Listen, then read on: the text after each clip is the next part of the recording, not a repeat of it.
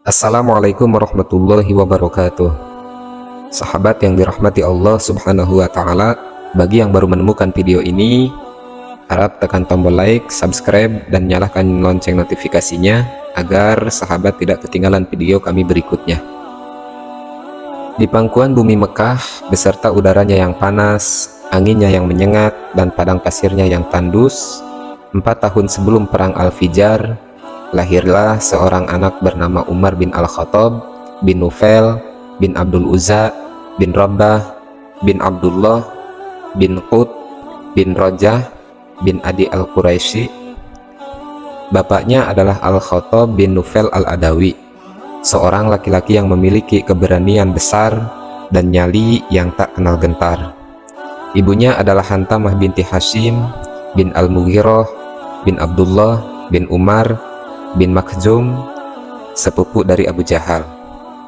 Dia tumbuh dalam pengasuhan bapaknya dan mewarisi tabiat bapaknya yang keras, yang tak kenal sifat lemah, tegas, yang tak tersusupi kebimbangan, dan gigih yang tak mengenal tawar-menawar.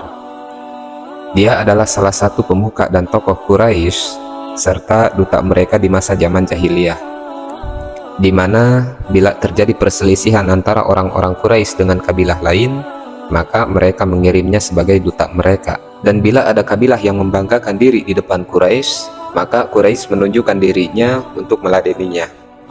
Itulah Umar bin Al-Khattab radhiyallahu ta'ala anhu di zaman jahiliyahnya. Seorang laki-laki yang berbadan tegap, berjiwa besar, berhati teguh, tegas dan keras, tidak mengenal pertimbangan dan kebimbangan, jauh dari keraguan dan kepura-puraan, tidak terseret oleh dorongan jiwa yang bertentangan dan pendapat-pendapat yang berseliweran. Akan tetapi, dirinya adalah satu keutuhan. Bila dia bergerak, maka potensi-potensi bergerak, terbentuk dalam satu kepribadian utuh dan general. Di mana ada Umar, di sana ada kepribadiannya. Keinginannya dan manhajnya secara cermat dan tertata, seolah-olah dia adalah pasukan perang besar yang bergerak dengan langkah kuat menuju arah yang satu dan tertentu. Dengan kepribadian yang unik, tidak terselip penyimpangan sedikit pun pada kepribadiannya yang tinggi atau kelemahan pada pandangannya.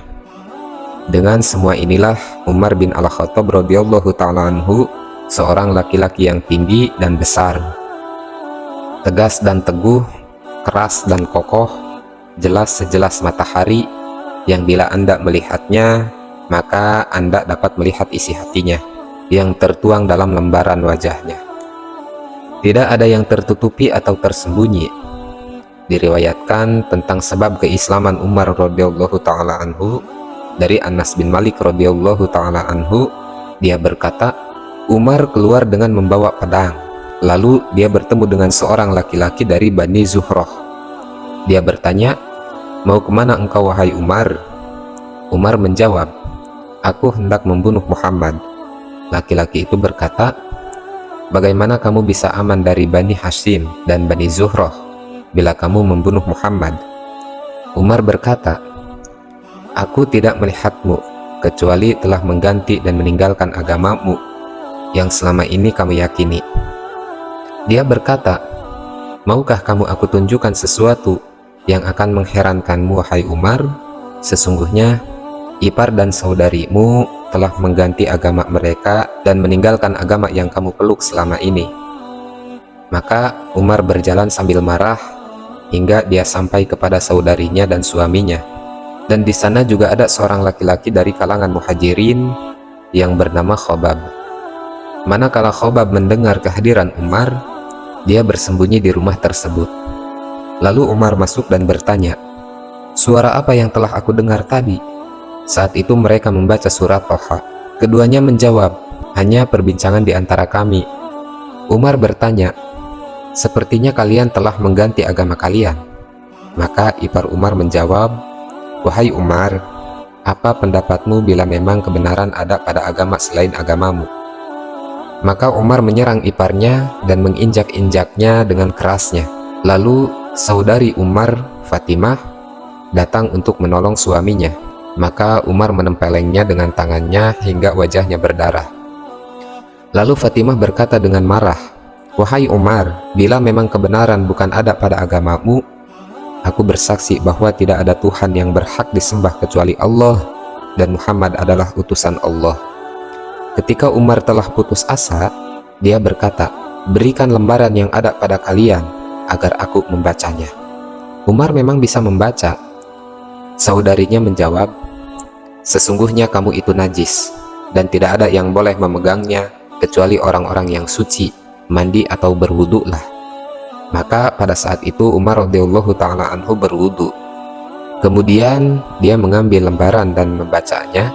Dia terus membaca surat Toha hingga sampai pada ayat, "Sesungguhnya aku ini adalah Allah, tidak ada Tuhan yang berhak disembah kecuali aku, maka sembahlah aku dan dirikanlah sholat untuk mengingatku." Surat Toha ayat 14. Maka Umar berkata, "Tunjukkan kepadaku di mana Muhammad." Manakala Khobab mendengar ucapan Umar, dia keluar dan berkata, "Bergembiralah wahai Umar, aku berharap engkaulah orang yang didoakan oleh Rasulullah Shallallahu Alaihi Wasallam di malam Kamis." Rasulullah Shallallahu Alaihi Wasallam berdoa, "Ya Allah, muliakanlah dengan Umar bin Al-Khattab atau Amr bin Hashim." Khobab berkata, "Beliau ada di sebuah rumah di Bukit Syafa."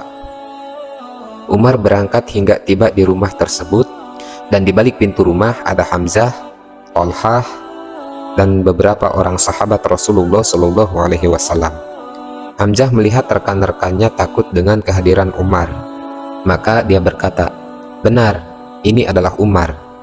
Bila Allah menginginkan kebaikan bagi Umar, maka dia akan masuk Islam dan mengikuti Nabi Muhammad Shallallahu Alaihi Wasallam. Dan bila Allah menginginkan selain itu, maka membunuhnya bagi kami tidaklah sulit." Saat itu Nabi Shallallahu Alaihi Wasallam di dalam sedang menerima wahyu. Kemudian Rasulullah Shallallahu Alaihi Wasallam keluar menyongsong Umar. Rasulullah Shallallahu Alaihi Wasallam memegang simpul kainnya dan gagang pedangnya.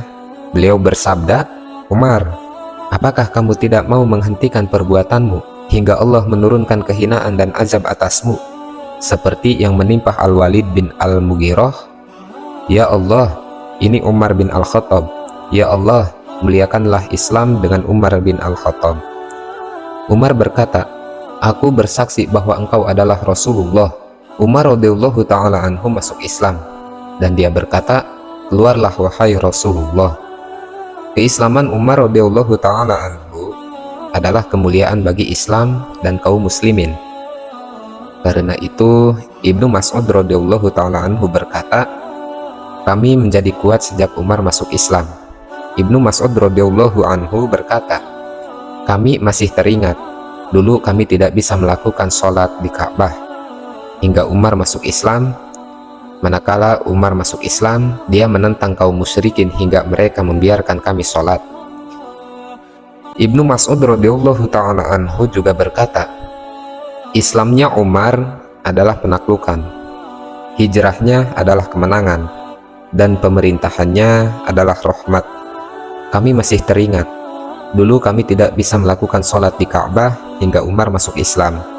Manakala Umar masuk Islam, dia menentang kaum musyrikin hingga mereka membiarkan kami sholat." Umar radhiyallahu ta'ala anhu bergabung dengan rombongan iman di Mekah Al-Mukarramah serta membela Rasulullah Shallallahu Alaihi Wasallam di Mekah. Suaranya yang keras memekakan telinga kaum Quraisy dan kalimat tauhid, dan dia ikut menerima sebagian perlakuan yang diterima oleh saudara-saudaranya hingga Rasulullah Shallallahu Alaihi Wasallam mengizinkan mereka untuk berhijrah ke Madinah. Orang-orang berhijrah secara sembunyi-sembunyi. Adapun Umar yang unggul di antara orang-orang sepantarannya, termasuk dalam perawakan tubuhnya dan ketinggian badannya yang melebihi orang-orang. Tabiatnya yang unggul menolak kecuali mengumumkan hijrahnya. Karena hal itu lebih melukai hati orang-orang Quraisy dan membuat mereka marah. Ali bin Abi Thalib radhiyallahu ta'ala anhu menyampaikan hal itu kepada kita. Dia berkata, "Aku tidak mengetahui seorang pun dari muhajirin kecuali dia berhijrah secara sembunyi-sembunyi, kecuali Umar bin Al-Khattab. Manakala dia hendak berhijrah, dia mengambil pedangnya, menenteng busurnya, tangannya menggenggam beberapa anak panah, dan menyelipkan tombak pendek di pinggangnya. Lalu dia menuju Ka'bah yang saat itu banyak para tokoh Quraisy yang sedang berada di halamannya. Lalu dia tawaf mengelilingi Baitullah sebanyak 7 putaran dengan tenang. Kemudian datang ke makam Ibrahim dan sholat di sana dengan tenang. Kemudian dia berdiri di depan orang-orang satu demi satu. Dia berkata kepada mereka, "Wajah-wajah buruk, Allah tidak menghinakan kecuali hidung-hidung ini. Barang siapa ingin menjadikan ibunya kehilangan dirinya, meyatimkan anak-anaknya, dan menjandakan istrinya, maka silahkan menghadangku di balik lembah ini." Ali radhiyallahu ta'ala anhu berkata, maka tak ada seorang pun yang berani mengikutinya.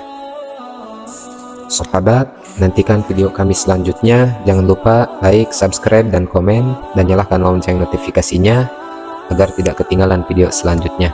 Assalamualaikum warahmatullahi wabarakatuh.